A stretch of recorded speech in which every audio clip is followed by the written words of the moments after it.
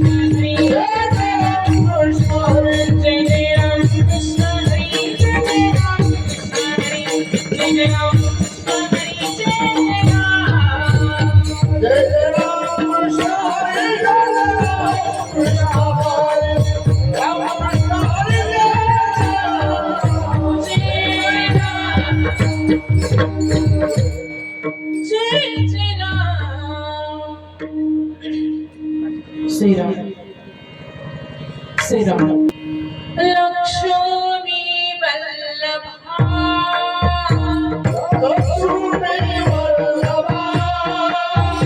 लक्ष्मी वल्लभा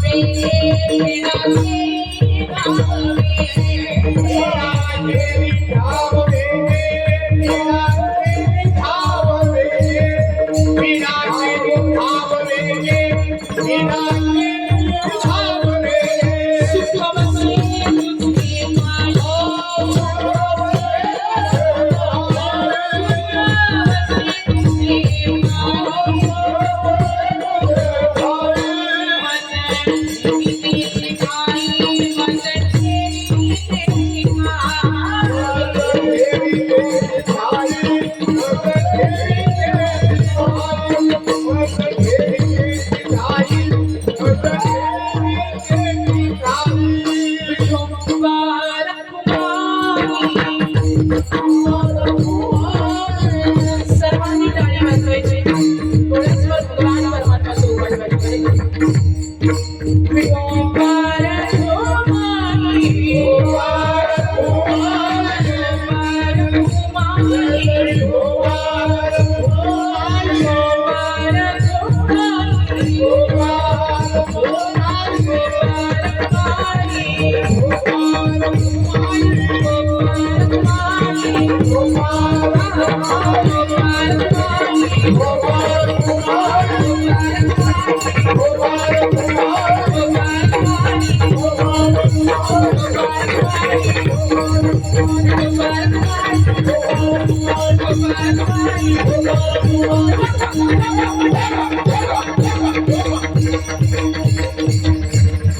आता एकदा टाळ वाजणार आणि एकदा पकवास असणार. जोरदार टाळ वाजणार. काय बघत होतो टाळांचा आवाज कमी येते. आता किती आवाज होते? जोरदार वाजत, जोरदार. पकवास एक दोन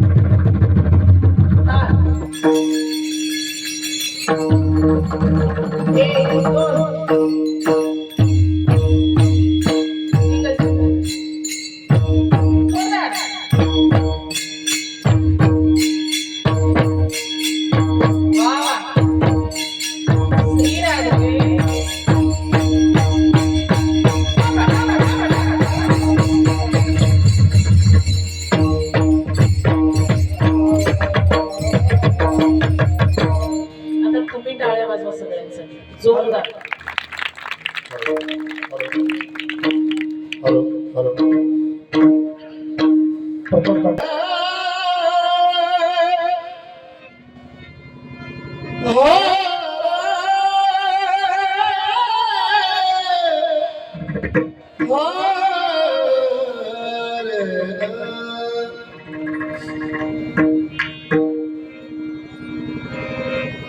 Love.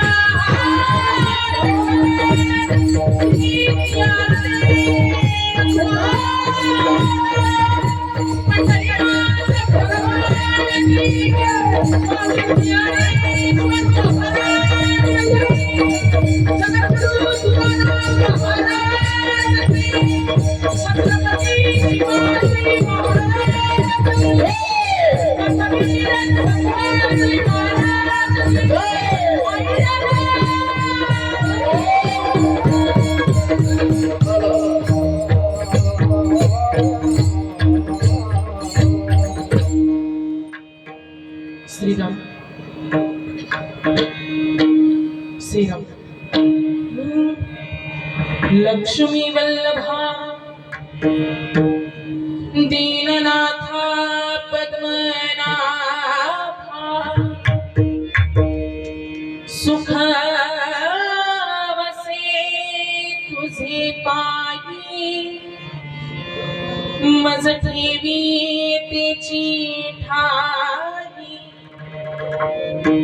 माझी अल्पही वासना तू तो उदराचा राणा सुख वसे तुझे पायी मज ठेवी तेची ठाई तुका म्हणे भोगे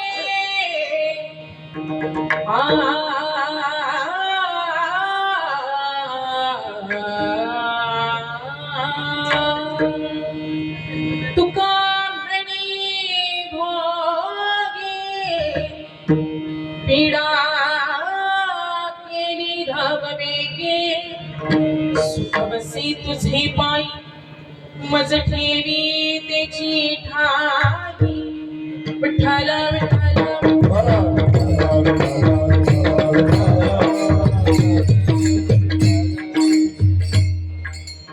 वक्रतुंड महाकाय सूर्यकोटी समप्रभा निर्विघ्नं कुर्वे देव सर्वकार्येषु सर्वदा गुरुर्ब्रह्मा गुरुर्विष्णु गुरुर्देवो महेश्वरा गुरुर्साक्षात् परब्रह्मा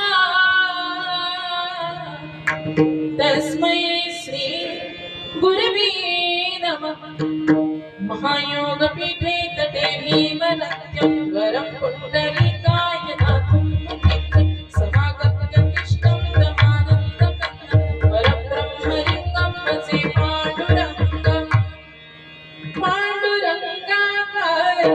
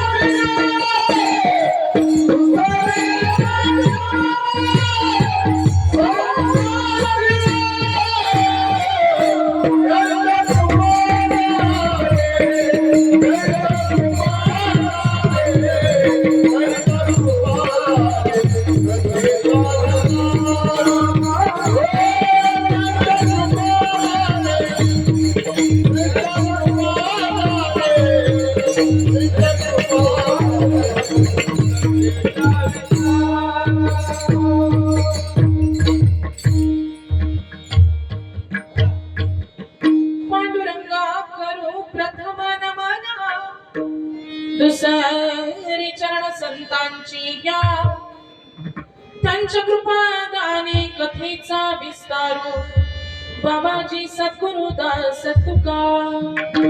आता थोडंसं ऐकूया आणि शार्प करा जरा. मला निभाव भेटतो त्या फक्त. ज्ञानशून्यानमूर्तिं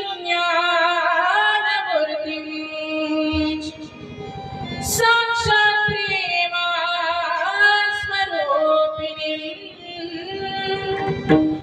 नामदेवं च दयामूर्तिं नाथं वन्दे पुनः पुनः. वैराग्यस्य परामूर्तिं देहुक्षेत्र निवासिना तुकाराम महाराज भक्तराज चतुष्टकम्. नमो ज्ञानेश्वरा नमो ज्ञानेश्वरा नमो ज्ञानेश्वरा नमो ज्ञानेश्वरा नमो ज्ञानेश्वरा नमो ज्ञानेश्वरा नमो ज्ञानेश्वरा नमो ज्ञानेश्वरा.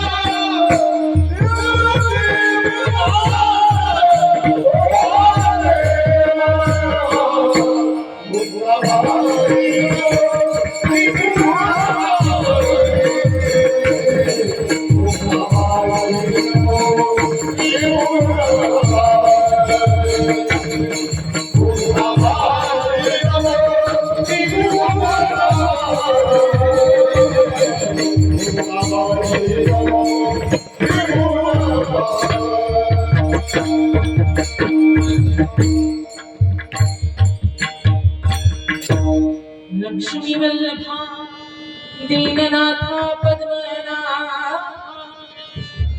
सुखावसे तुझे पाही मज देवी तेची ठाई विठ्ठल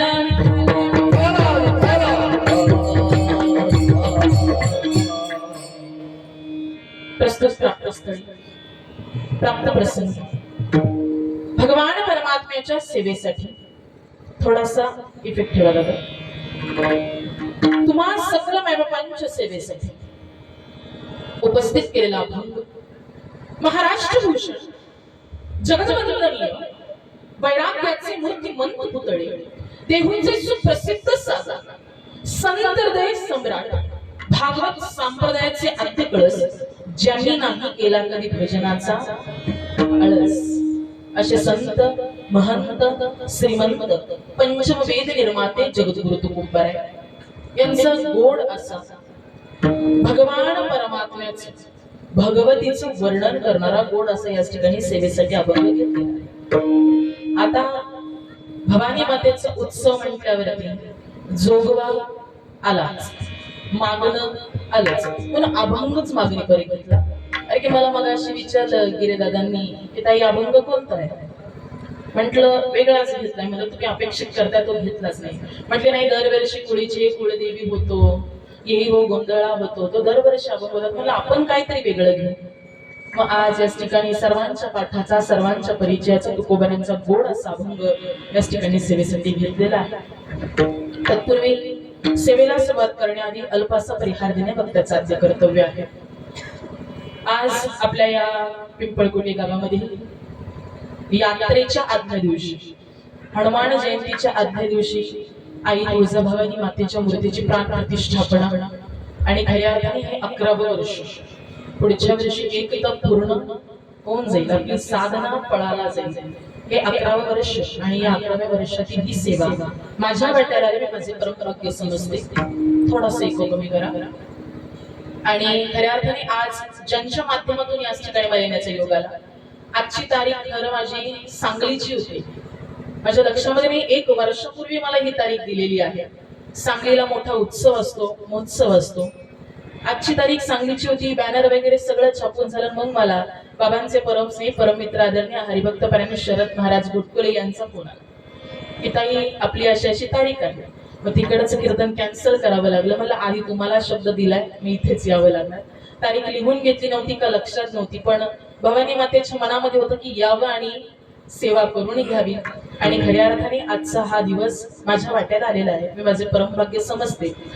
आणि ज्यांच्या माध्यमातून याच ठिकाणी येण्याचा योग अवसर प्राप्त झाला हे असे गुटकुले महाराज असतील, आणि ज्यांनी वारंवार संपर्क साधला त्या हरिभक्त परायण गिरे महाराज आहेत. आणि खऱ्या अर्थाने मंदिराचं जे सर्व कारभार असेल, मंदिराचं सर्वस्व पाहणारी खऱ्या अर्थाने एक आदिशक्ती आहे. हरिभक्त परायण शकुंतलाताई बजरंग गराडे असतील, त्यांचे श्री रामदास बजरंग गराडे असतील, मारुती बजरंग गराडे असतील, हरिभक्त परायण चिंतामण महाराज गिजे असतील, हरिभक्त परायण भानुदास महाराज शिंदे असतील, आणि खऱ्या अर्थाने त्यांचे सर्वस्व जावई हरिभक्त परायण शामराव असतील, श्री विठ्ठल असतील, श्री सोपान असतील, श्री संतोष असतील, श्री खऱ्या अर्थाने जे त्रिमूर्ती याच ठिकाणी गायनाच्या साथीसाठी आहेत. सुरुवातीला खाली खाली आवाज झाला तो, पण एकदा आवाज वरती गेला तर सगळ्यांच्या अंगामध्ये स्वरच संचारला होता. जोरदार तिनेही गायकांसाठी जोरदार टाळ्याचा जोरदार. आणि खऱ्या अर्थाने त्या टाळ्या जोरात आहेत का हो? जोरात आहेत. थोडं जोरदार वाजवलं की जेवायचं ना. आणि दोन्ही पदंगचार्यांसाठी एकदा जोरदार टाळ्या वाजवा. याच ठिकाणी सर्वांच्या चरणी आई तुळजाभवानी मातेच्या चरणी शास्त्रांग दंडवत घालते. आपण अभंगाच्या चिंतनाकडे वळूया. विठ्ठला विठ्ठला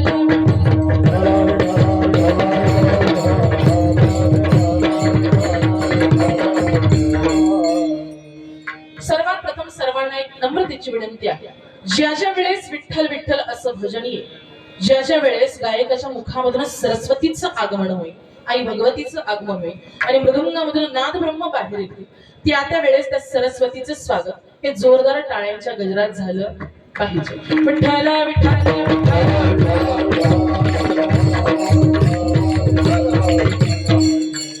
सर्वांनी पुढे सरकून घ्या बरं. इकडे भरपूर जागा आहे. या साईडला असण्यापेक्षा थोडस पुढे सरकून घ्या. खऱ्या अर्थाने तुकोबाराय या अभंगामध्ये मागणं मागतात. मागणं मागण्याचा असा एक विशिष्ट प्रकार आहे. आपलं मागणं हे सांसारिक जीवनासाठी असतं, पण संत मायबापांचं मागणं आहे हे फक्त परमार्थिक जीवनासाठी असतं. आणि या जीवाचा उद्धार करण्यासाठीच संत मायबाप मागणं मागतात. तुकोबाराय गोड वर्णन करतात. देवाला मागणं मागताना तुकोबाराय म्हणतात, लक्ष्मी वल्लभा दीननाथा पद्मनाभा सुखावसे तुझे पायी मज देवी त्याची ठाई. तुकोबाराय म्हणतात हे लक्ष्मी वल्लभा दीननाथा पद्मनाभा, म्हणजे एखाद्याकडून जर आपल्याला काहीतरी दान घ्यायचं असेल तर आपण सहज घेतो का? उदाहरण द्यायचं झालं तर एखाद्याकडून आपल्याला थोड्या पैशांची मदत हवी असेल एखाद्या व्यक्तीकडून, तर आपण त्या व्यक्तीला काय म्हणणार? रामभाऊ, तुझ्यासारखा तालुक्यात माणूस नाही. मग तो कितीही खोडीचा असला तरी आपल्याला गरज आहे ना, त्यावेळेस आपण त्याचं कौतुक करणार. तुझ्यासारखा दिलदार मनाचा माणूसच नाही, मग एकदा का तो माणूस हरभऱ्याच्या झाडावरती बसला तर बरं या विषयावरती 10,000 रुपयाची मदत कर. रामभाऊनी लगेच खिशामधून काढून दिले. असंच तुकोपर्यंत आहे. अरे देवाला काहीतरी मागणं मागायचंय ना, आम्ही देवाला उपमा देतोय. भगवान परमात्म्याला सांगतोय, लक्ष्मी वल्लभा दीननाथा पद्मनाभा. दीन दुबळ्यांचे नाथ आहात तुम्ही, विश्वाचे मालक आहात, विश्वाचे चालक आहात, करता करविता आहात तुम्ही. माझ्याकडे माझं फक्त एकच मागणं आहे, सुख वसे तुझे पायी मज ठेवी तेची ठाई. तुझ्या पायाजवळ जे सुख आहे ना, त्या सुखापशीच मला ठेव. माझी अल्प ही वासना तू तो दराचा राना. सुख वसे तुझे पायी मज ठेवी तेची ठाई. माझी अल्प अशी वासना आहे आणि तू करता करवीत आहेस. तू पृथ्वीचा पालनहार आहेस, तालनहार आहेस, चालक आहेस. हे सर्वस्व तुला लागू होतात ना. माझं एकच मागणं आहे, सुख वसे तुझे पायी मज ठेवी त्याची. पुढे जाऊन तुकोबारे म्हणतात, तुका म्हणे भोगे पीडा केली धाव वेगे. सुख वसे तुझे पायी मज ठेवी त्याची ठाई. तुकोबारे वर्णन करतात, या सांसारिक जीवनामध्ये इतकं कष्ट होत आहे. करणारा आवाज दिला का दादा? मागच्या साऊंडचा आवाज गेला. श्रीराम श्रीराम. सांसारिक जीवनामध्ये मला जितका त्रास होतो ना भगवंता, जी पीडा झालेली आहे ना, जे दुःख झालेलं आहे ना माझ्यावरती, खऱ्या अर्थात या दुःखामधून निवारण करण्याचं तू कार्य करतो. धाव घे, तू वेगाने ये. इतकं गोड असं मागणं तुकोबाराई अभंगामध्ये स्पष्टपणे मांडतात. विठ्ठल विठ्ठल विठ्ठल.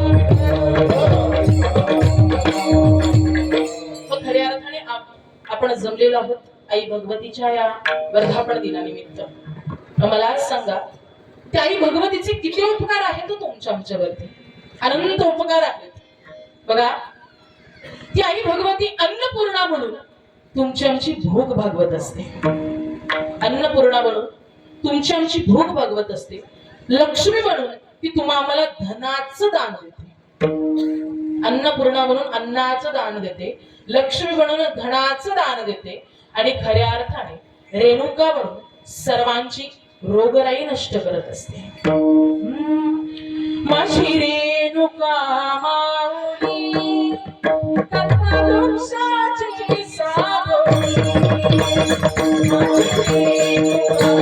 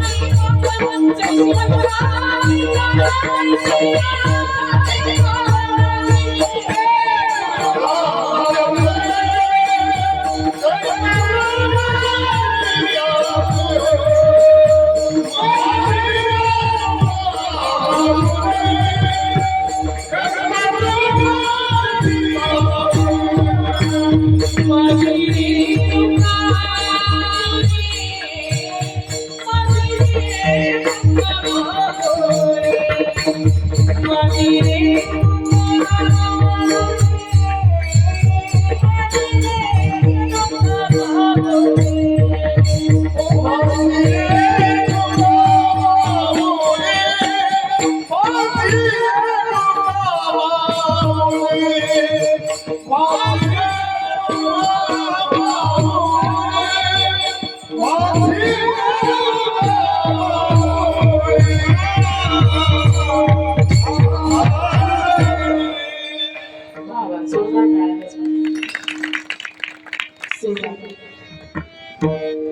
रेणुका कल्पवृक्षाची सावली. रेणुका म्हणून ती तुमची आमची रोगराई नष्ट करत असते आणि खऱ्या अर्थाने सरस्वती म्हणून ती तुम्हा आम्हाला विद्येचं दान देते. कसं विद्येचं दान? हंसावरती बसून शारदे, मयुरावरती बसून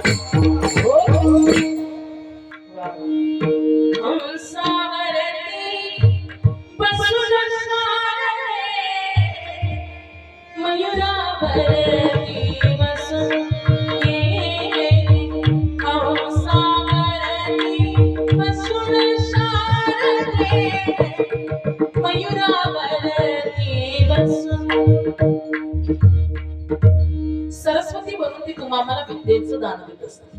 खऱ्या अर्थाने काही भगवतीचे अनंत उपकार तुमच्या आमच्यावरती आहेत. पण तुकोबाराय या अभंगामध्ये गोड असं मागणं मागतात.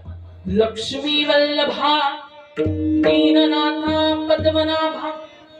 देवाकडे मागणं मागायचे, मग आधी लक्ष्मीचं नाव का घ्यावं? तर बघा, ही आदी शक्ती आहे. खऱ्या अर्थाने शिवशक्ती आपण म्हणतो.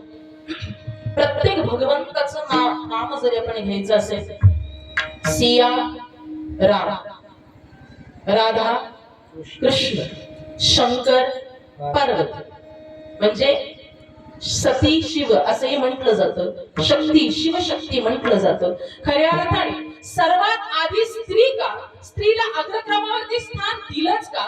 ती शक्तीचं रूप म्हणजे ती आई भगवती आहे.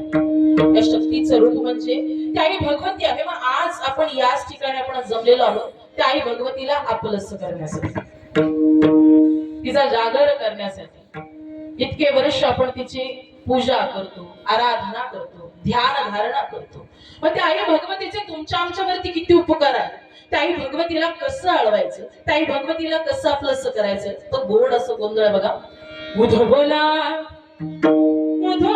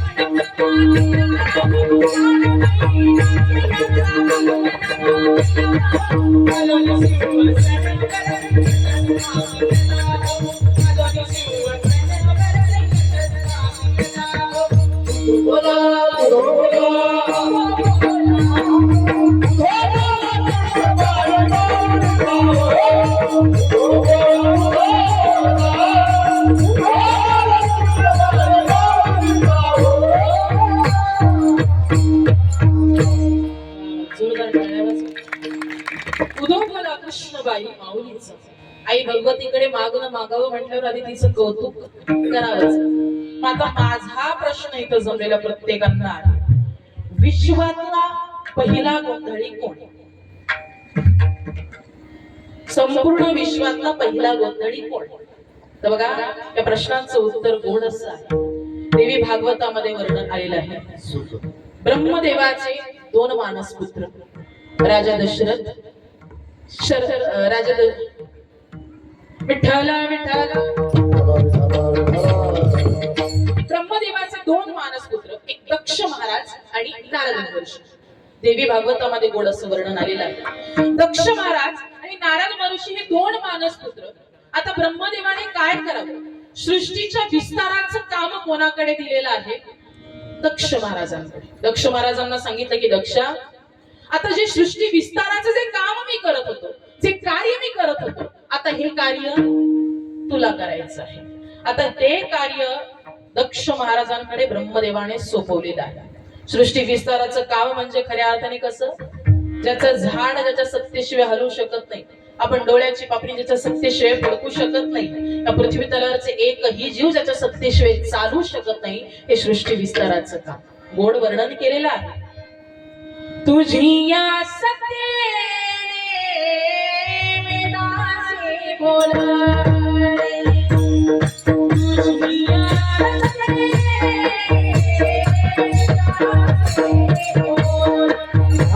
वेदाचे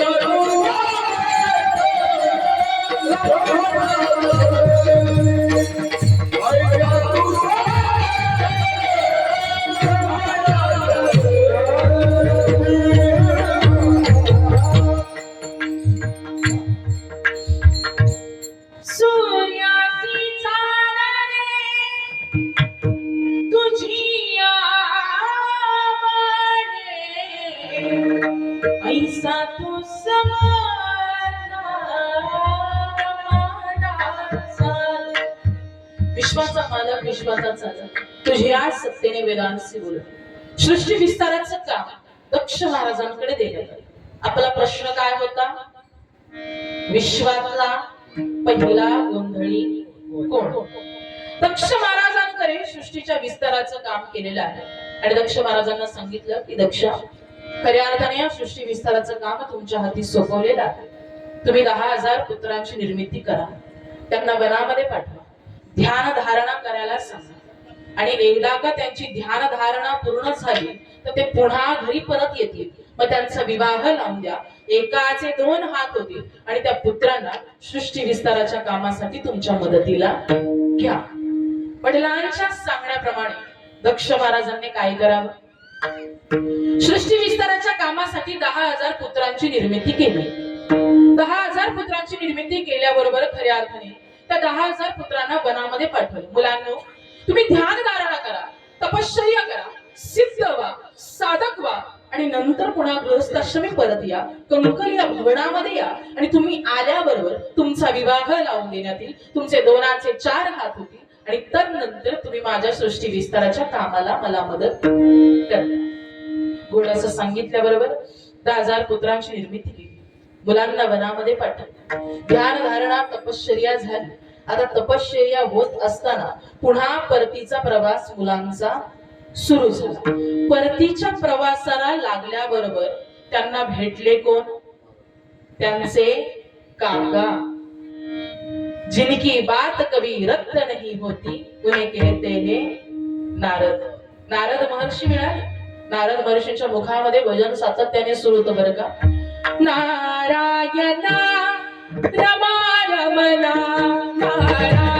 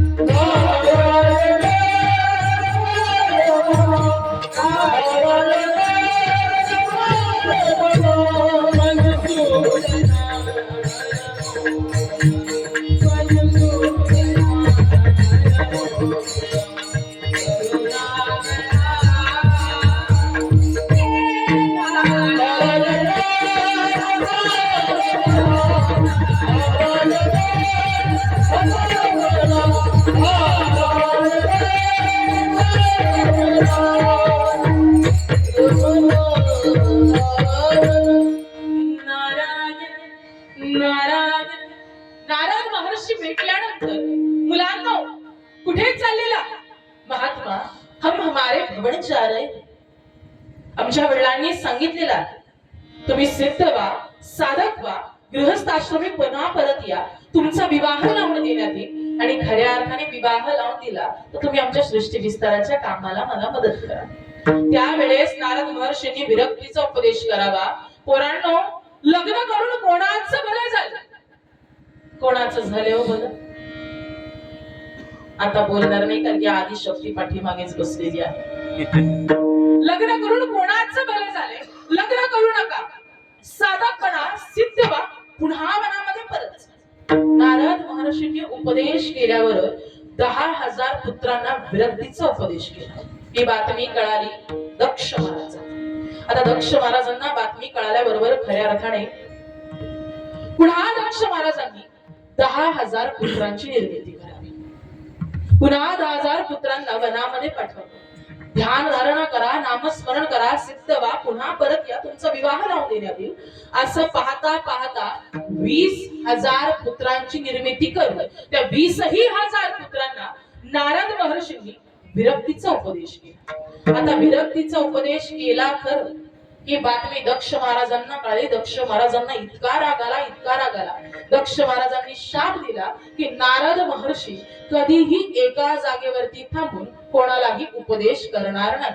नारद चुकला चाळा भजनाचा. नारद महर्षी कधीही एका जागी थांबून कोणालाही उपदेश करत नाही का? तर दक्ष महाराजांनी शाप दिला आणि ही बातमी ब्रह्मदेवाला कळली. ब्रह्मदेवाने प्रश्न करावा की दक्षा, तुझ्या भावाला म्हणजे नारद महर्षीला तू शाप दिलास, तू चुकलास दक्ष.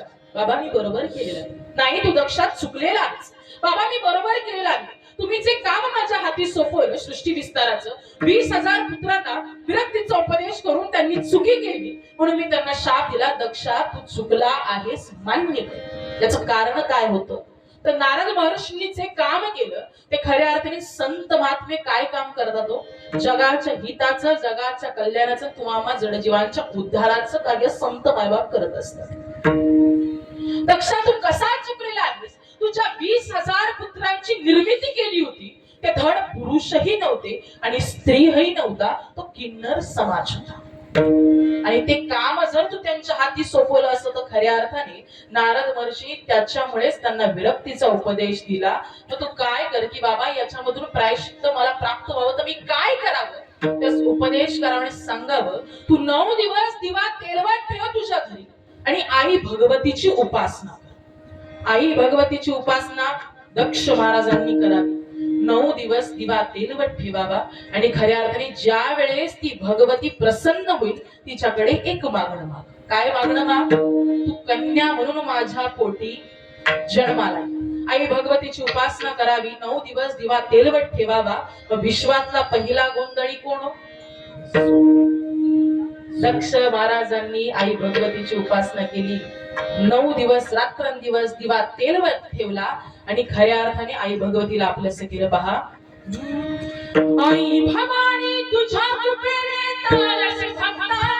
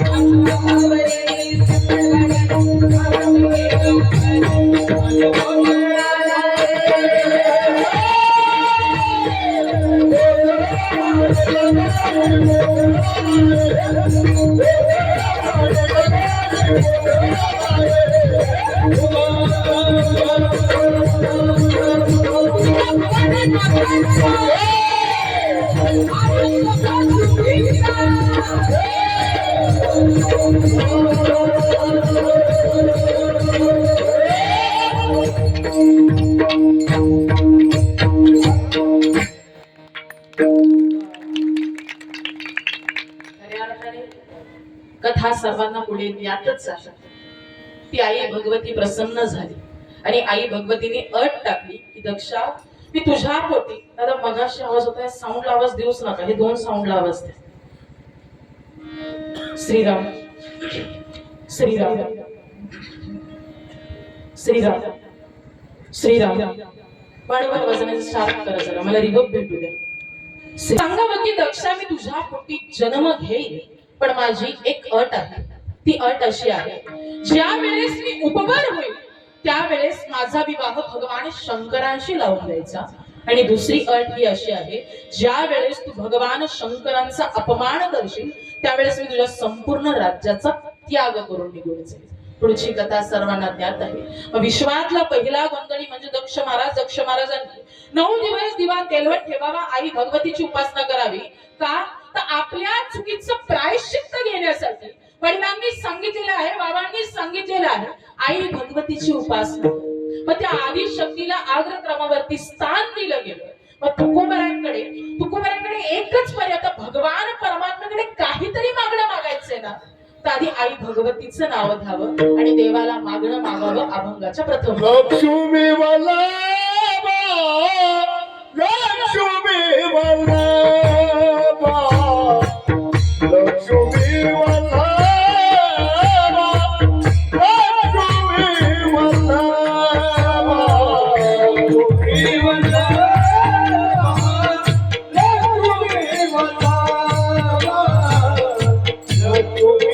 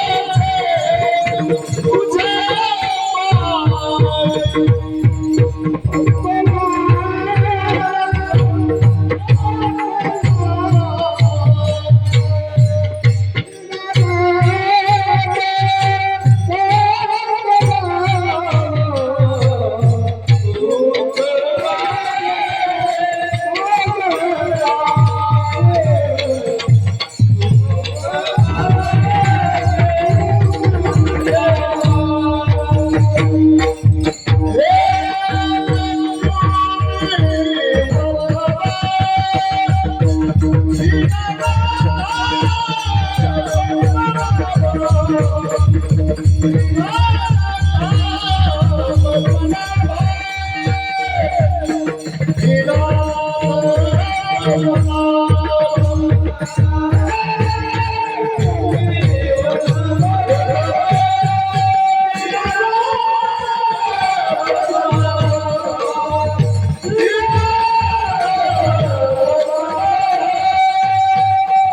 टाळ्या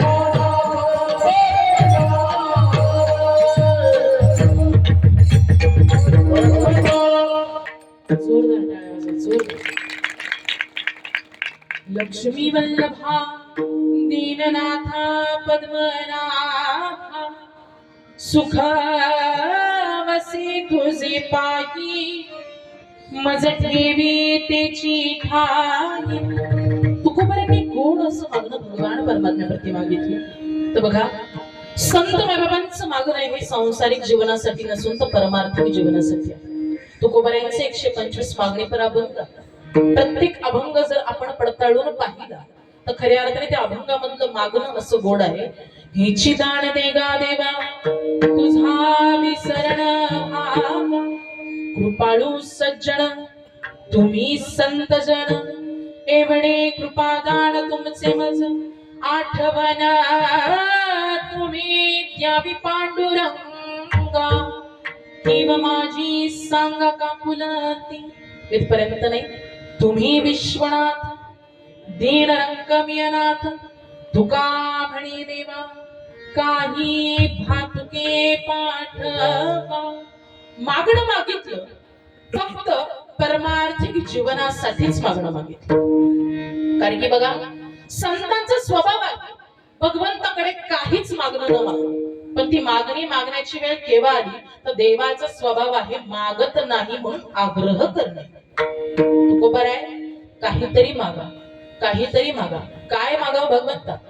मनसी काही मागा, मनसी काही मागा, मनसी काही मागा, मनसी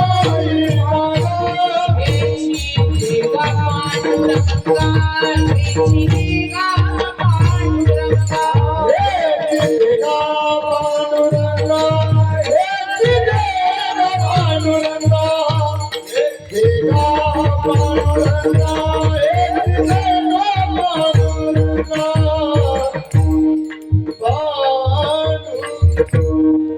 मनसी काही मागा हेची देगा पांडुरंग. हेची देगा म्हणजे काय? सुख वसे तुझे पायी मज ठेवी तेची ठाई. भगवंता, तुझ्या चरणापाशी जे सुख आहे ना त्या सुखाचा उपभोग घेण्यासाठी मला तिथं तू ठेव. बात बघा, भगवान परमात्म्याचे चरण याच्यावरती रामायणामध्ये सुंदर संवाद आहे. आता उद्या काय आहे?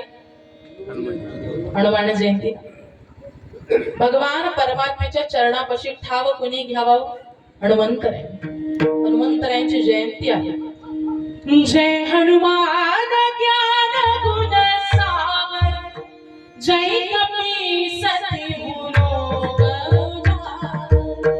रामदूत तुलित अंजनी पुत्र पवन सुतना.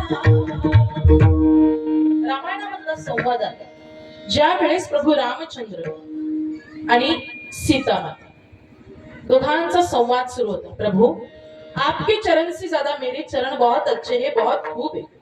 नहीं सीता, तुम्हारे चरण से ज्यादा मेरे चरण बहुत अच्छे हैं, बहुत खूब है. आता त्या नवरा बायकोंमध्ये तू मी सुरू झाली. तिथून हनुमंतराने लक्ष्मण दादांनी प्रश्न करावा, सांगावं की सांगा बरं कोणाचे चरण चांगले आहेत, कोणाचे चरण सुंदर आहेत, कोणाचे चरण खूप आहेत. प्रत्युत्तर करत द्यावं. सर्वात प्रथम प्रभू रामचंद्राच्या चरणाकडे बोट केलं आणि तदनंतर सीता मातेच्या चरणाकडे बोट केलं. सांगितलं, इस चरण से ज्यादा इस चरण बहुत अच्छे. मग ते चरण का सुंदर आहे? हनुमंतराने प्रत्युत्तर करत हनुमंतराय सांगू लागले की मैया, आता जर लक्ष्मण दादांनी उत्तर दिलेलं असेल तर याचं खऱ्या अर्थाने प्रत्युत्तर असं आहे, जर आमच्या प्रभू रामचंद्राचे चरणच नसते तर तुमचे चरण आम्हाला पाहायला मिळाले नसते. आणि त्यांचे चरण का म्हणतेलं आहे तर त्या चरणापासून काहीतरी आचरण घेण्यात येतं. ते चरण म्हटलेले आहेत. मग ते चरण फार सुंदर आहेत, फार सुबक आहेत. चरणाला शरण जाण्याचा महिमा तुकोबाराने देखील वर्णन केला होता. बनवली शरण जावे सर्व भावे देवाचे. भगवान परमात्म्याला शरण. मी या हनुमंतरायांनी लक्ष्मण दादांनी शरणाचा महिमा सांगितला की खऱ्या अर्थाने भगवान परमात्म्याच्या चरणापाशी जे सुख आहे ते त्रिलोकात कुठेही सुख नाही, कुठेही सुख नाही. बघा, जीवनामध्ये वारकरी संप्रदायामध्ये वर्णन करताना असं सांगितलं जातं, आपण कितीही कष्ट करा, कितीही काम करा, लाखोचा पगार जर दर महिन्याला त्या व्यक्तीला येत असेल तर त्या व्यक्तीला तितका आनंद त्यावेळेस होत नाही जो पायी वारी करताना आनंद होतो. भगवान परमात्म्याच्या अस्तित्वाची ताकद आहे, भगवान परमात्म्याच्या सेवेची ताकद आहे. तुकोबारांनी उगाच नाही मागितलं, सुख वसे तुझे पायी मज ठेवी त्याची ठाई. भगवंता, अरे या जगामध्ये इर्द गिर्द फिरत असताना सर्वत्र आम्हाला दुःखच प्राप्त होणार आहे, जीवनामध्ये दुःखच मिळणार आहे. कितीही आम्ही सुखाचा उपभोग घेतला, किती आम्ही सुखाच्या शोधामध्ये गेलो तरी पदरामध्ये पडणार आहे ते दुःख आहे. कारण एरती माईक दुःखाची जनती नाही अद्यंती अवस्था. हे जग संपूर्ण दुःखामुळे आहे, पण सुख जर कुठे असेल तर फक्त तुझ्या चरणापाशी आहे. ही जागा कोणी दाखवून दिली हो? या संत महात्म्या. आता भगवान परमात्म्याच्या चरणापाशी किती सुख आहे सर्वांना ज्ञात आहे. मी प्रत्येक वेळेस सांगत असते. आज याच ठिकाणी महिला वर्गही बहुसंख्येने उपस्थित आहेत. त्या भगवान परमात्म्याच्या चरणापाशी सुख म्हणजे सर्वात प्रथम काय करावं लागतं? जशी जीवनाची साखळी आहे बघा, पुनरुपी जन्म पुनरुपी मरण, पुन्हा पुन्हा जन्म आहे, पुन्हा पुन्हा मृत्यू आहे. मग तशी परमार्थिक जीवनाची देखील साखळी आहे. ती साखळी म्हणजे कशी? जन्माला जीव येतो, आल्यानंतर तदनंतर त्याने भगवान परमात्म्याचं नामस्मरण करावं. त्या नामस्मरणाच्या माध्यमातून संतांची प्राप्ती करावी, संतांच्या माध्यमातून भगवान परमात्म्याची प्राप्ती करावी. आणि एकदा का तो भगवान परमात्मा आपला असं झालं तर या जीवाचा उद्धार झाल्याशिवाय राहत. याची साखळी परमार्थिक जीवनाची आहे. मग स्वतःच्या जीवाचा उद्धार कोणी केला? भगवान परमात्म्याला शरण. सुख वसे तुझे पायी मज ठेवी त्याची ठाई. भगवंता, या जगामध्ये मला काही नको, फक्त तुझी एक जागा, एकमेव मला सुखमय वाटत असते. मला त्या जागेवरतीच जागा. हे मागणं कुणी मागितलं बघा? कर्माबाई माहितीत का सर्वांना? आता इथे महिला वर्ग आहे, आपल्याला बहिणाबाई माहिती, जनाबाई माहिती, मुक्ताबाई माहिती, सगळ्या संत माहिती. कर्माबाई म्हणजे राजस्थान मधल्या प्रसिद्ध संत आहेत. भगवान परमात्म्याची भक्ती गोड अशी करायची. कर्माबाईंचं जर वर्णन करायचं झालं ना तर कर्माबाई लहानपणापासून भगवान श्रीकृष्णांना आपलंसं करायचे, देवाची सेवा करायच्या. जगतामध्ये नाती कधी कर्माबाईंनी निभावली नाही. एक नातं निभावलं ते कोणाचं? भगवंताचं आणि कर्माबाईचं. काली कमली वाला मेरा यार रे, मेरे मन का मोहन तो दिलदार रे. काली कमली वाला मेरा यार रे, मेरे मन का मोहन तो दिलदार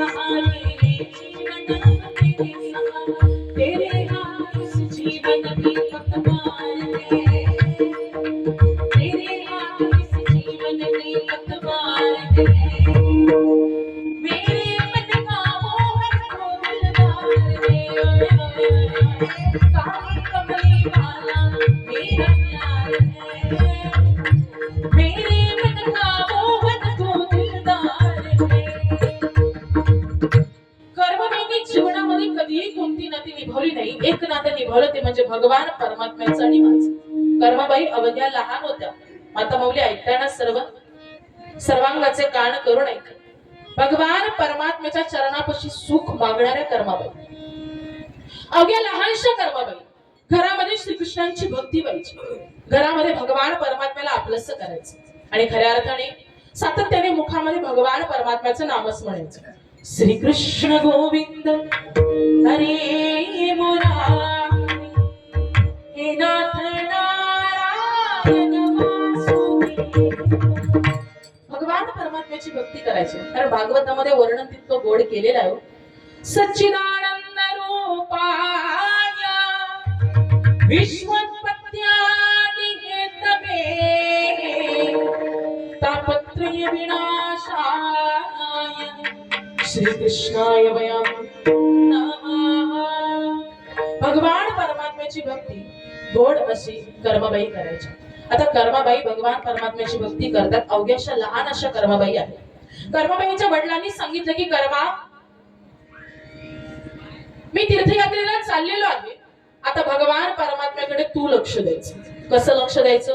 रोज देवाला भोग दाखवायचा, नैवेद्य दाखवायचा आणि तदनंतर तू जेवायचं, घरातली कामं करायची. लहानशा कर्माबाई लहानपणापासून आपल्या आईला गोडाची खिचडी बनवताना कर्माबाईंनी पाहिलं होतं. देवासाठी गोडाची खिचडी करायच्या, गुळ टाकायच्या, तूप टाकायच्या आणि भगवंतासमोर ठेवायच्या. देवाची वाट पाहिजे, निरागस त्या कर्माबाई. भगवंत का येत नाहीये, देव का जेवत नाहीये, पण कर्माबाई पुन्हा किचन मध्ये जायच्या. काना, इसमें तूप कमे, गुड़ कमे, घी कमे, गुड़ कमे, असे एक एक एक प्रश्न करत करत पुन्हा किचन मध्ये गुळ वाढवायचा, तूप वाढवायचा, गुळ वाढवायचा, तूप वाढवायचा आणि देवासमोर ठेवायच्या. बराच वेळ झाला, देव काही आला. देवाला बोलू लागल्या, कान्हा, मैंने आपको भोग लगाया है, कृपया करके आप भोग प्राशन के लिए आज. बराच वेळ भगवान परमात्म्याकडे कर्माबाई पाहताय, देव काही यायला तयार नाही. पुन्हा कर्माबाईने सांगावं की देवा, घरातली बाकीची कामं मी आटपून घेते, तोपर्यंत तू ये आणि जेवण जा. कर्माबाईने घरातली कामं करावी आणि पुन्हा भगवान परमात्म्यासमोर जाऊन बसावं. पाहतात तर काय, ताटामध्ये प्रसाद, तो भोग तसाच आहे. आता तो प्रसाद तसाच आहे असं कळल्याबरोबर कर्माबाई बोलू लागल्या की काना, आज बाबा नाही येत म्हणून तू येत नाहीये का? दिवसभर कर्माबाई उपाशी राहिल्या. देवा, अरे सकाळची संध्याकाळ झाली रे, एक अन्नाचा कण मी खाल्लेला नाहीये, पाण्याचे घोटही मी पिलेला नाहीये. का? बाबांनी सांगितलंय, जोपर्यंत तू येत नाही तोपर्यंत काहीही खायचं नाही, जोपर्यंत तू भोग प्राशन करत नाही तोपर्यंत काही खायचं. ताटामधला एकही कण इकडचा तिकडं झालेला नाही. देवा, तू ये आणि हा भोग प्राशन कर.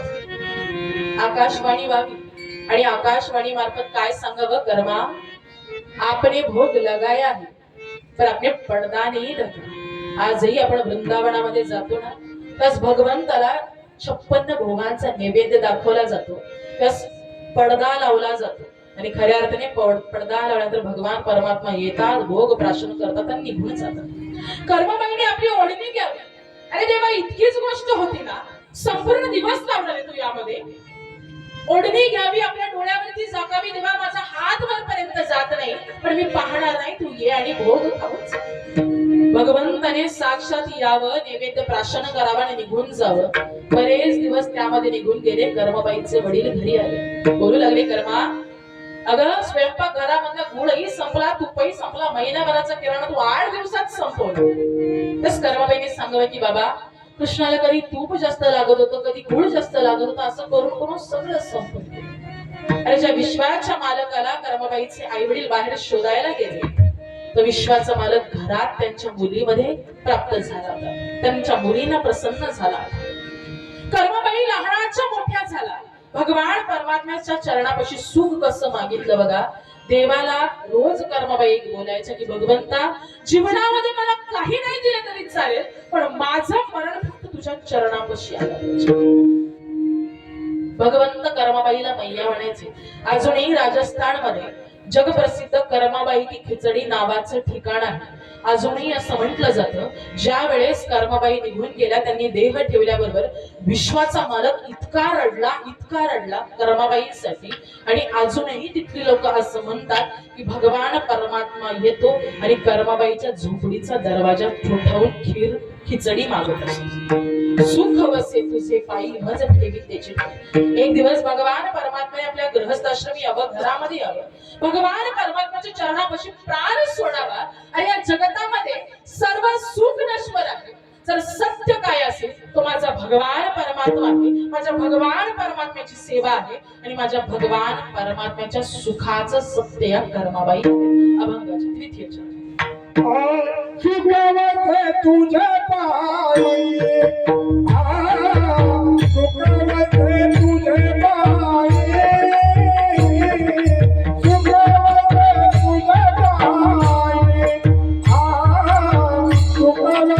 तुझे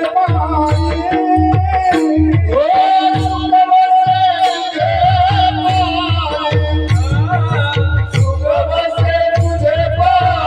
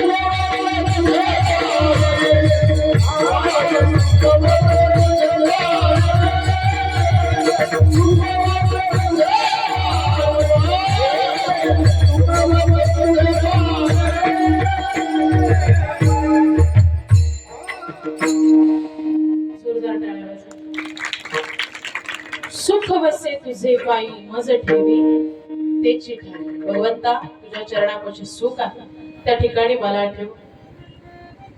5 मिनिटं आहेत, 2 चरण राहिलेली आहेत. काय करावं? 10-15 मिनिटं घेतले तर चालतील. कारण की जोपर्यंत आपल्या महाराष्ट्राचा धगधगता इतिहास आहे, ज्या भवानी मातेने जी तलवार छत्रपतींकडे दिली, जोपर्यंत छत्रपतींचा उल्लेख करत नाही तोपर्यंत माझे कीर्तन पूर्णत्वाला जात नाही. आपल्याला छत्रपती ऐकायचे, त्यासाठी 10 ते 15 मिनिटं मी तुमचे. सुख वसे तुझे पायी मज ठेवी तेची ठाई. माझी अल्प ही वासना तूत उदाराचा राहा. तुका म्हणे भोगे पीडा केली धाववे. भगवंता, अरे तुझ्या चरणापाशी जितकं सुख आहे ना ते सर्वत्र कुठे नाही. आणि माझी छोटीच अशी एक वासना आहे. तू दीनदुबळाचा अनाथ आहे, तू उदार आहेस, तू सर्वस्व प्रत्येक भक्ताच्या अंतःकरणामधलं जाणून घेत असतोस रे.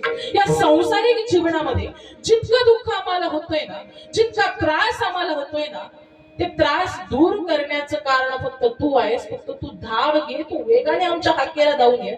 मागे पुढे उभा आहे सांभाळी ताली गादानी वारा या देव बाबा मागे पुढे उभवी कोडे संकट. आपण भगवान परमात्म्याची भक्ती करतो, भगवान परमात्म्याला आपलंसं करतो. मला सांगा, उद्या काय आहे? आता गावची यात्रा आहे की नाही? भगवान परमात्म्याची भक्ती मी थोडक्यात तुम्हाला सांगते. गावची यात्रा उद्या आहे की नाही? माता वर्ग, मला आवाज येत नाही बरं का? हो किंवा नाही बोला जोरात. मला माना हलवलेला दिसत नाही, चष्मा लागला मला. यात्रा आहे की नाही? हो. परमार्थामध्ये लाजायचं नाही बरं का? आता मी तुमच्याशी बोलणार, तुम्ही माझ्याशी बोलायचं. बोलणार की नाही? आवाज येऊ द्या. बोलणार की नाही? अरे बापू, तुमच्या गावामध्ये महिलांचा आवाज कमी दिसतो बरं. आवाज सगळीकडे पोहोचला पाहिजे. आता उद्या गावची यात्रा आहे. आपण भगवान परमात्म्याची भक्ती कशी करतो मी तुम्हाला सांगते. गावची यात्रा आल्यावर आपण काय करतो? गोडाचा स्वयंपाक करतो, गोडाचा नैवेद्य बनवतो की नाही? हो किंवा नाही म्हणा ना. जेवायचं आहे सर्वांना, पोटभर जेवायचं आहे. 15 ते 20 मिनिटं राहिलेले आहेत, फक्त जोरात आवाज येऊ द्या मला. गोडाचा स्वयंपाक करतो, पुरणपोळीचा स्वयंपाक करतो. कोणासाठी करतो? देवासाठी करतो की नाही? देवासाठी करतो. आणि खऱ्या अर्थाने मग मला सांगा, आपण भगवान परमात्म्यासाठी नैवेद्य बनवतो, चव ही चाकत नाही. त्याचं कारण काय असतं? जोपर्यंत देवाला दाखवत नाही तोपर्यंत आम्ही चवही घेणार नाही. तुम्ही बोलताय बरं का, माना हरवल्या, फक्त लक्षात ठेवा, हो किंवा नाही. चव ही चाकत आपण नाही. मग त्या भगवान परमात्म्याला नैवेद्य बनवत असताना किती आकाराची पोळी करतो आपण? 2 ते 3 किलोचं पुरण करतो. पण देवाला किती आकाराची पोळी करतो? अगदी अगदी तुमच्या मनात ते माझ्या हातावरती 4 बोटावरती बसेल इतक्या आकाराची पोळी आपण भगवान परमात्म्याला करतो. बरोबर आहे की नाही? मग गावदेवांना नैवेद्य दाखवणार, मला घरच्या देवांचं नैवेद्य. आणि त्याच दिवशी संध्याकाळी आपण किती आकाराची पोळी खातो? अहो 2 हाताच्या बाहेर पण जाते आजकालची पोळी. जो विश्वाचा मालक आहे, विश्वाचा चालक आहे, त्याला 4 बोटावरची आपण पोळी देतो. आणि आपण फक्त आपलं कुटुंब चालवतो, संसार चालवतो, 2 हाता इतकी पोळी आपण खातो. आता तुमच्या त्यांच्यासाठी हे हसल्या जाते, यांच्याकडे पण येऊ ना. उद्या काय आहे? तुमच्यासाठी पण हनुमान जयंती. आणि ज्या वेळेस आठवड्यातला 1 वार जर शनिवार असा आला तर आपण काय करतो? मारुतीरायाच्या मंदिरामध्ये जातो, देवाला आपलंसं करतो की नाही?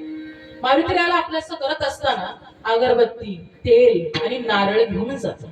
वर्णन गोड केलेलं आहे. हे दुःख भंजना मारुती नंदना, सुन लो मेरी पुकार, पवन सुत मिलती पवन सुत मिलती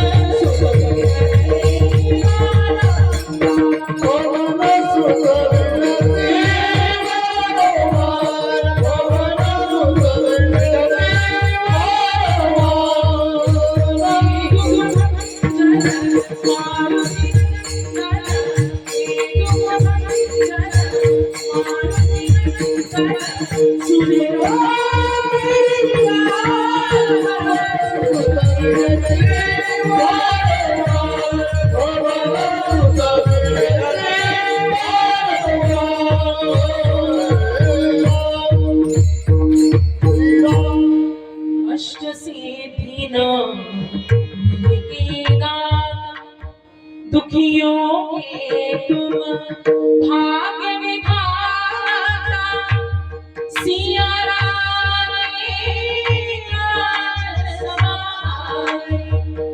मेरा पवन सुत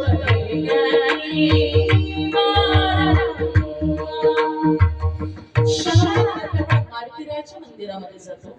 आणि मारुतीरायाच्या मंदिरामध्ये गेल्यानंतर आपण काय घेऊन जातो? एक नारळ, अगरबत्ती आणि तेल. बरोबर आहे की नाही? हो किंवा नाही तुम्ही तरी बोला, तर त्यांचा आवाजच नाही आला. घेऊन जातो की नाही? आता आपण ते घेऊन गेल्यावर मारुतीरायाला पण नारळ फोडतो. नारळ फोडल्याबरोबर किती प्रसाद मारुतीरायाला आपण ठेवतो? ते पण आपल्या बोटावरती बसू इतके. आणि उरलेलं वाटण्याला होईल संध्याकाळी. घरी नारळ घेऊन येतो आणि घरी नारळ घेऊन आल्याबरोबर कदाचित जर तो नारळ नासका निघाला, अख्खा नारळ तिथे ठेवतो देव पावला. अशी भगवान परमात्म्याची भक्ती होणार आहे. नासका नारळ तुम्ही आम्ही खात नाही, आपण भगवान परमात्म्याला अर्पण करतो. अरे देवाची भक्ती करायची ना, तर त्या भक्तीमध्ये महात्म्य असं आहे, देह जाऊ अथवा राहो पांडुरंगी दृढ भव, भक्त ऐसे जाना जे देही उदास गेली आशा पास निवड. तुकोबाईने भगवान परमात्म्याकडे मागणं मागितलं, पण भगवान परमात्म्याची तितकी भक्ती केली, भगवान परमात्म्याला आपलंसं केलं. प्रत्येक संतांकडून काही ना काहीतरी घेण्यासारखं. शांती म्हटलं की शांती ब्रह्म एकनाथ महाराज यवन 108 वेळा अंगावरती थुंकावं, चकार शब्द बोलले नाही. यवन अंगावरती थुंगला, प्रसाद देऊनी तृप्त केला. जीवनामध्ये ज्ञान प्राप्त करावं तर मनुष्य ज्ञानोबरायांसारखं ज्ञानाचा सागर सखा माझा ज्ञानेश्वर. जीवनामध्ये भगवान परमात्मा प्रति प्रेम निर्माण करायचं तर नामदेव महाराजांसारखं एखाद्या पतिव्रतेचं आपल्या पतीवरती जितकं प्रेम आहे तितकं प्रेम नामदेव महाराजांचं भगवान परमात्म्यावरती आहे. एखाद्या लोभी माणसाचं आपल्या संपत्तीवरती जितकं प्रेम आहे तितकं प्रेम नामदेव महाराजांचं भगवान परमात्म्यावरती आहे. आणि जीवनामध्ये जर वैराग्य प्राप्त करायचं असेल तर संत श्रेष्ठ जगद्गुरु तुकोबारायांचा. तुकोबारे बोलताना विठ्ठल बोलायचे, चालताना विठ्ठल चालायचे, पाहताना विठ्ठल पाहायचे आणि जगताना देखील विठ्ठल जगायचे. बोलावा विठ्ठल पाहावा विठ्ठल, बोलावा विठ्ठल पाहावा विठ्ठल, करावा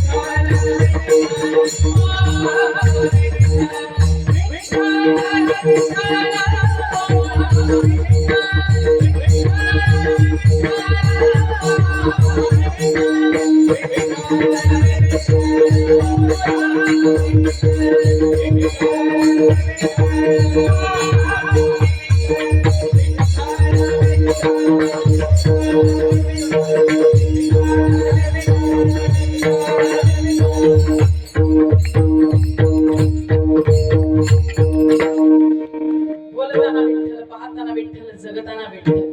आणि खऱ्या अर्थाने असे अधिकार संपन्न तुकोबाराय भगवान परमात्म्याकडे मागणं मागतात चरणापाशी जागा द्यावी, चरणापाशी सुख द्यावं. आपला वेळ झालेला आहे, जास्त वेळ घेणार नाही.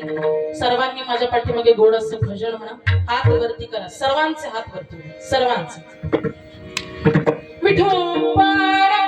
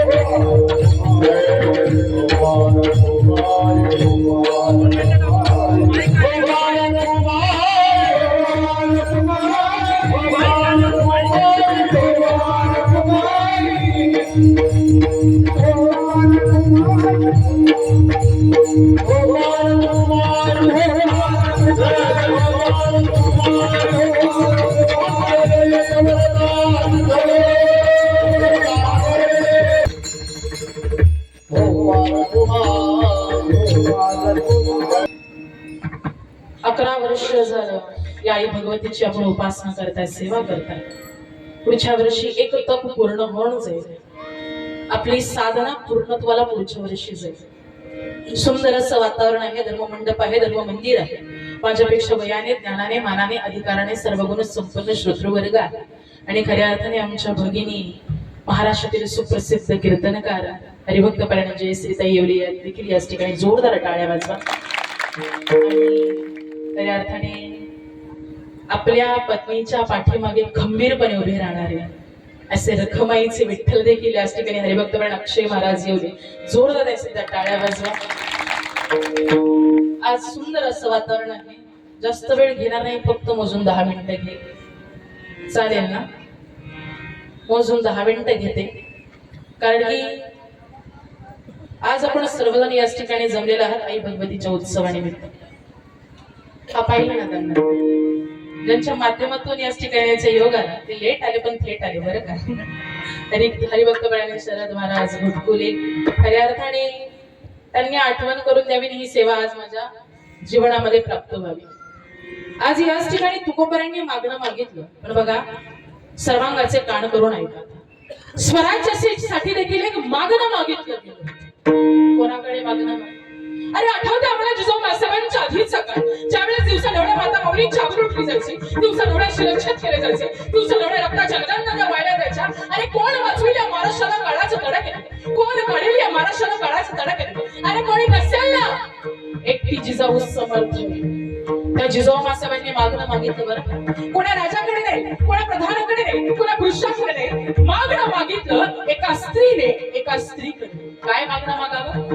दारुगड बाई, आता दारुगड बाई,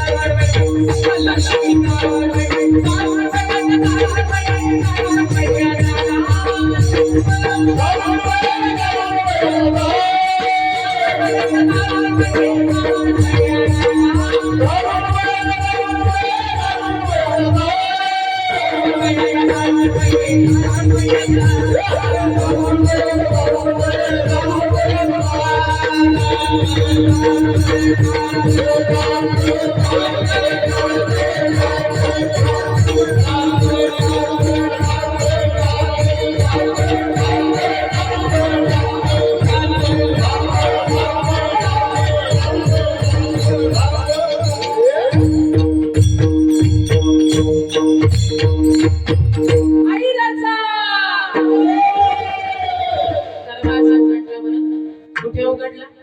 मागणं मागितलं आई भगवतीकडे आणि तो दरवाजा उघडला. शिवनेरी मला शिवचंदना, शिवनेरी मला शिवचंदना, सरस्वती दैव छत्रपती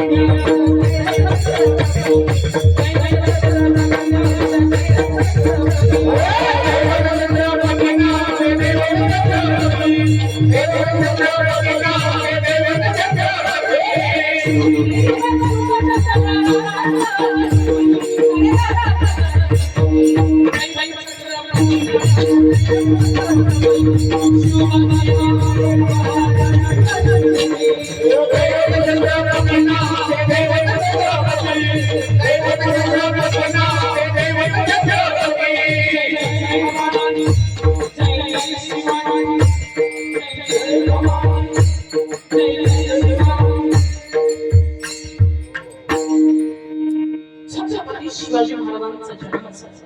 अरे मागणं स्थिती मागितलं होतं. मासाहेब जिजाऊंच्या गर्भावस्थेमध्ये असताना दासीने प्रश्न करावा, मासाहेब जिजाऊ तुम्हाला काहीतरी खाऊ वाटत असेल, गोड खाऊ वाटत असेल, पण आवाज कानावरती असा यावा की एखाद्या माता माऊलीची कुठेतरी आभूल लुटली जात आहे आणि तो आवाज आपल्या कानावरती पडावा. त्यावेळेस मासाहेब जिजाऊंनी शिवनेरी गडावरती शिवाईच्या मंदिरामध्ये जावं आणि प्रत्युत्तर करून सांगावं की तुम्हाला मगाशी विचारलं होतंस ना, तुम्हाला काहीतरी डोहाळे लागले असते, तुम्हाला काही खाऊ वाटत असेल, लागले तुम्हाला डोहाळे, कसले लागले? अरे या भर चौकामध्ये, भर रस्त्यामध्ये, भर स्वराज्यामध्ये जर एखाद्या माता माऊलींच्या इज्जतीला धोका असेल, एखाद्या माता माऊलींच्या आबरूला धोका असेल, तर मला असं वाटतं समशेरीवर व्याळ लावावी, परिधान करावी, हातावर तलवार घ्यावी, घोड्याला टाप मारावी आणि खऱ्या अर्थाने त्या स्त्रीची आबरू लुटणाऱ्या यवनाची खंडोळी खंडोळी करावी. हे डोहाळे मला लागलेले आहेत. राजांवरती गर्भसंसार करणारी ती आई भगवतीच होती. तिच्या अंगामध्ये 10,000 आदी शक्तींचं बळ एकवटलेलं होतं. ती आदी शक्ती म्हणजे स्वराज जननी मासाहेब जिजाऊ. वर्णन केलेलं आहे. धन्य धन्य थोराई शिवरायाची जिजाई, धन्य धन्य थोराई शिवरायाची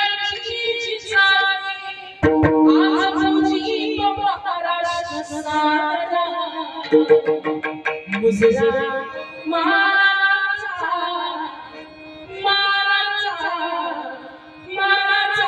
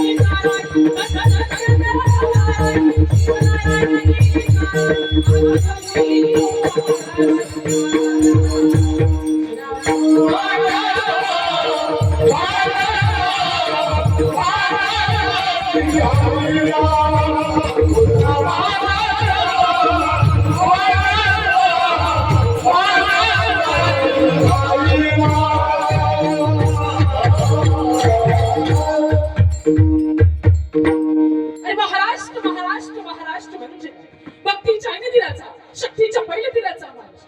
अरे याच महाराष्ट्रामध्ये जे झोपले होते ते जागे होते उठले झाले उठणारे चाले लागले चालणारे दौडायला लागले. त्यावेळेस दौड्याच्या खाण्यास भगवान निशाण दौडायला लागलं. त्यावेळेस कळून चुकला अवघ्या हिंदू राष्ट्राला, त्यावेळेस कळून चुकला अवघ्या स्वराज्याला विजयासारखी तलवारच चालू. तिथे अचानक अफजल खानाचा कोथळा बाहेर पडला. मूठभर मावळ्याला घेऊन हजारो सेकंद नडून गेला आणि स्वर्गात गेल्यावरती देवी देवतांनी ज्याला चुकून मुजरा केला असा मर्द मराठा छत्रपती शिवाजी राजावर गेला. छत्रपती शिवाजी राजा. बस आपल्या संपूर्ण कीर्तनातून वेळ पूर्ण झालेला आहे. आपल्या संपूर्ण कीर्तनामधून काही नाही घेऊन गेलं तरी चालेल, पण खऱ्या अर्थाने त्या आधी शक्तीची उपासना जीवनामध्ये निश्चित करा. आपण जर आजारी जरी पडलो ना, दवाखान्यामध्ये जरी गेलो तरी डॉक्टर काय सांगतात, वीकनेसला मराठीमध्ये काय म्हटलं जातं, तुमच्यामध्ये शक्ती राहिली नाही असं म्हणतात का? तुमच्यामध्ये महादेव राहिले नाही, तुमच्यामध्ये विठ्ठल राहिला नाही. सांगितलं गेलंय तुमच्यामध्ये शक्ती राहिली नाही. या शक्तीचं स्वरूप असं आहे, आपल्या नसा नसामध्ये ती शक्ती असली पाहिजे. आधी शक्ती आहे, तिचं बळ आपल्या जीवनामध्ये आपल्याला पाठबळ तिचं प्राप्त झालंच पाहिजे. म्हणून खऱ्या अर्थाने आज या आदिशक्तीची उपासना स्वराज्याचं मालक म्हणजे छत्रपती शिवाजी महाराज त्यांनी केली. आणि खऱ्या अर्थाने जी तलवार राजांकडे प्राप्त व्हावी आणि संपूर्ण स्वराज्याला महाराजांनी जिंकून घेतलं त्या तलवारीच्या जोरावरती. का तर ती स्त्री शक्ती पाठीमागे होती. जास्त काही सांगणार नाही, संपूर्ण कीर्तनामधून घेऊन जायचंच असेल तर आपल्या हिंदू धर्माची सेवा करा, हिंदू धर्माचं रक्षण करा, हिंदू धर्माची जनजागृती करा आणि भगवंताची उपासना करा. आम्ही बाहेर फिरतो ना, ज्या वेळेस पाहत असतो खऱ्या अर्थाने विश्व हिंदू परिषद असेल, बजरंग दलातली मुलं असतील, विश्व हिंदू परिषदेचं कामही खऱ्या अर्थाने जेव्हा जसा वेळ भेटेल तसं मी करत असतो. पण निश्चित एक गोष्ट सांगेल की बाहेर जे चाललेलं आहे सर्वांना ज्ञात आहे. लव जिहादासारखी प्रकरण असेल, वक्फ बोर्ड सारखे कायदे असतील आणि आपला कुठेतरी धर्म लोपत चाललेला आहे. मुलांना धुरंधर दाखवू नका, केरला स्टोरी दाखवा. कारण काय तर महाराष्ट्रामध्ये काय चाललेलं आहे ना ते सगळं त्या पिक्चर मध्ये आहे. आजकाल मोबाईल टीव्ही जास्त पाहण्यात येतो ना, पुस्तकं कमी हातात आहे, मग त्या टीव्हीच्या माध्यमातून ते पहा. धर्म परिवर्तन चाललेलं आहे, धर्मावरती हानी होत आहे. म्हणून आपल्या धर्मासाठी आपण लढा, आपण पुढे या आणि आपण मोठे व्हा. आपण जर आपला धर्म टिकून ठेवला तर खऱ्या अर्थाने पुढे आपल्यालाही समाधानच प्राप्त होणार आहे. काही वर्षानंतर असा काळ येईल ना, असा काळ येईल नाकीनऊ येते. कारण की आता चालेल युद्ध सुरू आहे, सिलेंडरची कमी झाली, एक महागाई वाढत गेल्या, पेट्रोलची टंचाई सुरू झाली. या जगतामध्ये आपण काहीतरी कार्य करावं. मनुष्य म्हणून जन्माला आलोय, हिंदू म्हणून जन्माला आलोय, तर हिंदू म्हणूनच मरता आलं पाहिजे. बलिदान मास होऊन गेला. आबासाहेबांना दिलेला शब्द, आबासाहेब अरे डोळे काढले गेले, हात कापले गेले, पाय कापले गेले, शरीराचे तुकडे तुकडे गेले तरी आबासाहेब तुम्हाला शब्द दिलाय, हिंदू होतो, हिंदू आहे आणि हिंदूच राहणार. जीवनामध्ये जास्त काही करता नाही आले तरी चालेल, पण आपल्या धर्माचा प्रचार प्रसार निश्चित करा. आणि पुनश्च एकदा या आई भगवतीच्या चरणापाशी आज ही सेवा माझ्या वाट्याला आली. आज मी परमभाग्य समजते. याच ठिकाणी मला मृदुंगाच्या साथीसाठी हरिभक्तपरायण आकाश महाराज घारे यांच्या जोरदार टाळ्या वाजवा. जेवायचे ना सर्व मृदुंगपरायण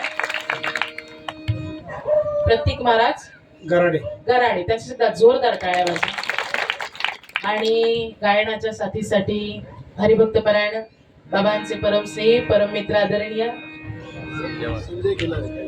झालं आता 2च मिनिटं राहिले. आणि हार्मोनियमच्या साथीसाठी माझे वडील हरिभक्त परायण शिवाजी महाराज कदम. अभिमानाने सांगते, माझ्या वडिलांची मीरा शिगा देवा तुझी चरणे सेवा पांडुरंगा. हे बीज जर मला प्राप्त झाले तर माझ्या वडिलांमुळे झालेलं आहे. आज ते इथं हार्मोनियम वाजवत असतील, पण त्यांच्या खरी ओळख म्हणजे त्यांचा तबला आहे. वा उत्कृष्ट तबला वादक आहे.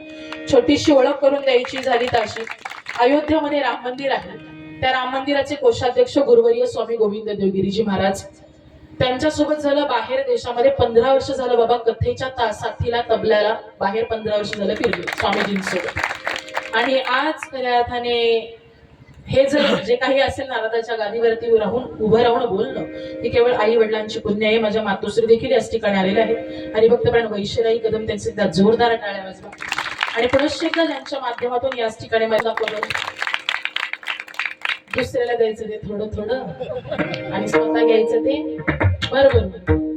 सुंदर असं वातावरण आहे, सुंदर असं धर्ममंडप आहे. याच ठिकाणी याचा योग आला. लक्ष्मी वल्लभा दीननाथा पद्मनाभा सुख वसे तुझे पायी मज ठेवी त्याची ठाई. माझी अल्पही वासना तू तो उदाराचा राणा, तू कामने भोगे पीडा केली धाव वेगे. गोडासा तो कोबऱ्यांचा अभंग सोडवण्याचा प्रयत्न केला. जे काही बरोबर असेल ते माझ्या गुरूंकडून मला प्राप्त झालेलं आहे. आणि बोलता बोलता काही चुकून बोलले गेले असेल तर बुद्धीचा दोष समजून मला क्षमा करा. माझं पामर आहे काही थोरपण पायाची वाहन पायावरी. झालेली सेवा पांडुरंग परमात्म्याच्या चरणी समर्पित करून, छत्रपती शिवाजी महाराजांच्या चरणी समर्पित करून, भवानी आई मातेच्या चरणी समर्पित करून, माझ्या आई वडिलांच्या चरणी समर्पित करून माझ्या सेवेला मी पूर्ण केलं. ज्ञानेश्वरा